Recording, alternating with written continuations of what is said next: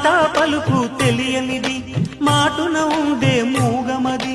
కమ్మని తలపుల కావ్యమయే కవితలు రాసే మౌనమది రాగల రోజుల ఊహలకి స్వాగతమిచ్చే రాగమది శృతిలయలరగని ఊపిరికి స్వరములు కూర్చే గానమది ఋతువుల రంగులు మార్చేది